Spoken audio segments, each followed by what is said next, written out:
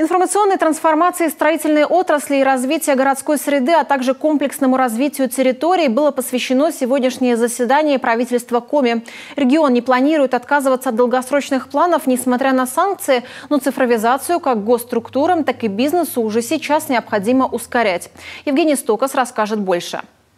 Без цифровизации сегодня невозможно грамотное госуправление. Такими словами начинает заседание правительства Коми первый зампред Эльмира Ахмеева. Стратегия цифровой трансформации Коми, принятая в прошлом августе, начинает воплощаться в жизнь. И сегодня министерства отчитываются о проделанной работе. Необходимость преобразований в строительной области признают. Можно отметить следующие проблемы. Это низкий уровень цифровой зрелости строительной отрасли, ошибки при планировании и проектировании объектов, при исправлении которых происходит удорожание строительства объектов, преимущественно бумажный обмен информацией между всеми участниками строительства, в некоторых случаях и труднодоступность информации, необходимой для проектирования. Задача, стоящая перед Минцифрой и Минстроем в сфере строительства и благоустройства городов – автоматизация работы на всех уровнях, от заказчика до надзорных и контролирующих органов. Кроме того, вся работа с документацией по объектам должна проходить быстрее и в цифровом формате. На уровне цифровой трансформации в сфере строительства республика набирает порядка 5-6 баллов из 10 возможных, то есть это средний уровень. Оценивается это все по методикам, разработанным командой цифровой трансформации при РАНХИКС Российской Федерации. Тем не менее, цифровые сервисы необходимы, и они показывают свою эффективность. По городской среде, в частности, это такой проект, как платформа «Решаем вместе», обратная связь через платформу «Портал государственных услуг». Цель данного проекта – это возможность участия в улучшении городской среды, вовлеченной в процесс. И проект «Новый умный дом», предполагающий формирование платформы цифрового жилищно-коммунального хозяйства на базе модернизированной системы ГИС ЖКХ.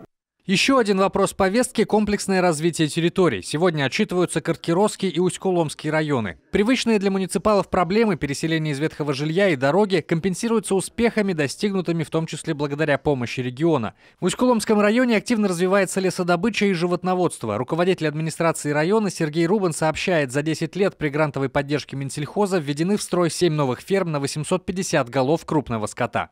В этом году крестьянские хозяйства ведут еще 2 фермы на 50 голов крупного рогатого скота каждая. Это село Мыелдино и поселок Тимшер. С каждым годом увеличивается и расширяется ассортимент выпускаемой сельхозпродукции. Это и молоко, масло, кефир, сметана, йогурт, и мясной фарш и многое-многое другое. И впервые на прилавках нашей еженедельной сельхозярмарки в текущем году появилась местная колбаса, а также мед и медовые изделия. Такая же житница Карткиросский район. Четверть всей молочной продукции в Коми производится здесь. В районе в последние годы развивалась транспортная система. С 2019 года на ремонт дорог и мостов было выделено по муниципальной программе 116 миллионов рублей. До 2025 года в районе расселят из ветхого жилья более 900 человек. Сейчас власти муниципалитета просят регион помочь с обустройством тротуаров, сносом пустующих зданий и поддержанием в рабочем состоянии наплавных мостов. Последняя проблема важна и для других районов, кроме Карткиросского. По другим муниципальным образованиям, где требуется реконструкция, ремонт, строительство новых мостов, полагаю возможным рассмотреть некую такую программу отдельную, региональную, по реконструкции, ремонту, строительству мостов. Пусть она будет долгосрочной.